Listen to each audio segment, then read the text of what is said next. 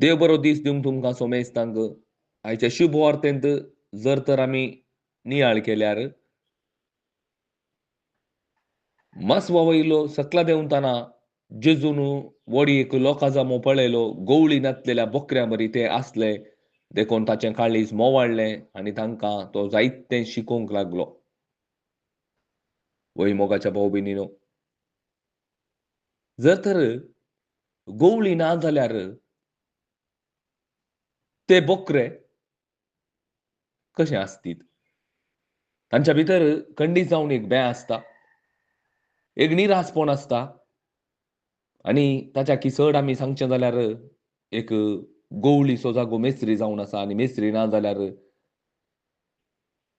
खंडीत ती कठिणाय आसता तांच्या भितर. आनी केदाळा रान म्हूण जाती, ह्या रान वांगडा येवन त्या बोकऱ्यांक भिवून जिवेशी मारतात म्हणून खंडीत आमी नेनाव आनी खंडीत त्या बोकऱ्याचो नास मात्र आखरेक जाता. जर तर देवाच्या उतराचेर आमी नदर घालतना आज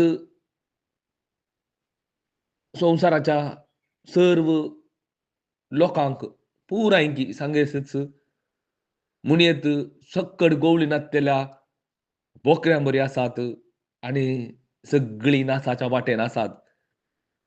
हाका कारण कितें गी म्हळ्यार एकच जावन आसा, देवाक वळखनासतना जियोवचेंत हाका कारण जावन आसा. नहीं मागणे करनासतना जियोवचें, देवाक सूख समजय नाकात. मागणे न्हय, देवाक वळखनासतनाच जियोवचें हाका कारण जावन आसा. खंडीत जावन मोगाच्या भाव भयणीनो, खंडीत जावन आनी प्रत्येक रितीन आमी प्रत्येक रितीन एक आमकां बरे गवळ्या पासत आमी मागास. त्या जानवया पासत मागाचे, सर्गींच्या जानवया पासत. आनी बरो गवळी कितें करता गे म्हळ्यार आपल्या शेळ्या पासत जीव दिवंक सोमेत तयार आसा. मोगाच्या भाव भयणीनो, खरे शिकोवणदार या खरो गवळी ना जाल्यार सगळो ताचे बकरे ते खंडीत नासाक वेतात. आनी ताच्या किसड आमी जर तर पळोवंक गेल्यार आतांचे प्रत्येक रितीन शिकोवणदार जावं दी, या बरे गवळी जावं दी, संवसाराच्या लोकांक आनी संवसाराक मेसोवंक वेतात.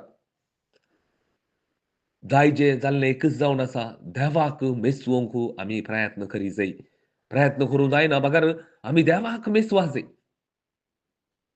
देवा तावन आमी ही शिकोवन जोडून घे जाय. हाका कितें जायचें गे म्हळ्यार एक ल्हान भुरग्या बरी आमचें काळीज जायचें. त्या दाळा खंडीत जावन देव सर्गींच्या सर्व संगतीचे आमकां उगडा पेकर दिता. आनी ती खरी शिकोवन सर्गार देंवून आयिल्ली ती खरी शिकोवन आमी जाणा जाताना त्या बकऱ्यांक आमी ती परगट करयेत. आनी ते बकरे नीज जावन तांचे थंय आशिल्लें तें निरासपण पयस वेता. तांचे थंय आशिल्लें भें तांकां पयस वेता. तांकां धैर्य येता. आनी तांची ती कठिणाई पयस येता. आनी ती खंडीत सर्गींच्या रासा विशान तांकां घुंवोवंक जाता. आमी प्रत्येक रितीन मागास जाय आमकां बऱ्या गवळ्या पासत आनी ताच्या किसड